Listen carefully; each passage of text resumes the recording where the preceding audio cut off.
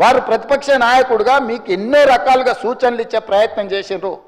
ప్రభుత్వం తీసుకుంటున్న నిర్ణయాలలో ఉన్న లోపాలను ఎత్తి చూపడమే కాకుండా మీకు సహేతుకమైన సలహాలు సూచనలు ఇచ్చే ప్రయత్నం ఆనాడు ప్రతిపక్ష నాయకులుగా బట్టి విక్రమార్క గారు, జానారెడ్డి గారు చేశారు.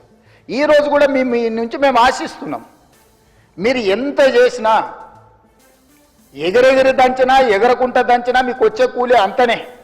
ఎన్నికలు అనేవి 2029లో వస్తాయి అధ్యక్ష. వాళ్ళ తాపత్రయపడ్డంత మాత్రాన, వాళ్ళు ఆవేదన చెందినంత మాత్రాన, వాళ్ళు హడావిడి పట్టినంత మాత్రాన ఒక సంవత్సరం రావు అధ్యక్ష ఎలక్షన్లు.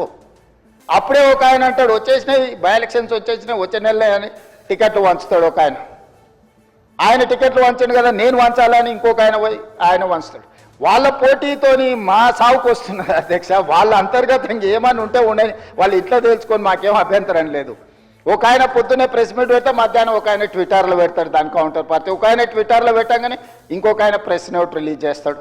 వీళ్ళిద్దరు ఇట్లా చేశారు కదా అని పెద్దల సభలో ఉన్న వాళ్ళు వాళ్ళ వైపు నుంచి వాళ్ళు అదే ప్రయత్నం చేస్తున్నారు. వాళ్ళ పోటీ రాష్ట్ర ప్రభుత్వానికి తలకాయ నొప్పిగా మారిపోయింది అధ్యక్ష. ఈరోజు అందుకే నేను ఒకటే విజ్ఞప్తి చేస్తున్నా అధ్యక్ష, ఎన్నికలు మహేశ్వర్ రెడ్డి గారి పార్టీ జమిలీ ఎన్నికలు అంటారు, అవన్నీ కలిపి తీసుకొస్తామంటారు. ఇవన్నీ ఓవేళ అంతా కలిసి వస్తే 2028లో రావాల్సిన ఎలక్షన్లు అవి 2029కి పోయేటట్టు ఉన్నాయి అధ్యక్ష.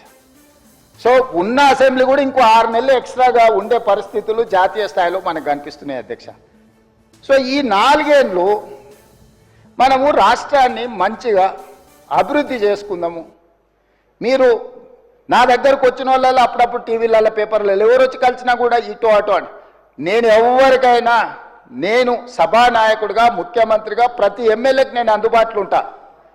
అది సిద్దిపేట శాసనసభ్యులు హరీష్ రావు గారు వచ్చిరా, లేకపోతే పల్లా రాజేశ్వరరెడ్డి గారు వచ్చిరా, లేకపోతే వెంకట రమణారెడ్డి గారు వచ్చిరా, నేను రాజకీయాలు చూడను అధ్యక్ష. ముఖ్యమంత్రిగా నా దగ్గరికి తీసుకొచ్చిన సమస్యల్ని వీలైనంత మేరకు వాటిని పరిష్కరించాలన్న మా బట్టి గారు సూచన చేశారు. గజ్వేల్ శాసనసభ్యులు వచ్చినా కూడా ప్రతిపక్ష నాయకుడు వచ్చినా కూడా ఆ నియోజకవర్గానికి సంబంధించిన సమస్యలు కూడా పరిష్కరించాలంటారు.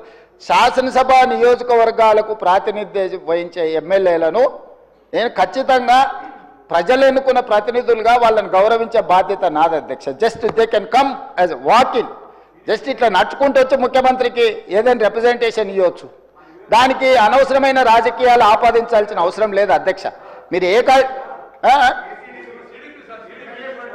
డెఫినెట్గా ఇస్తాము. ఇచ్చినప్పుడు ఇన్ఛార్జ్ మినిస్టర్ ఉంటాడు, మీకు ఇన్ఛార్జ్ మినిస్టర్లు నిర్ణయాలు చేస్తారు. ఈరోజు ఇందిరమ్మ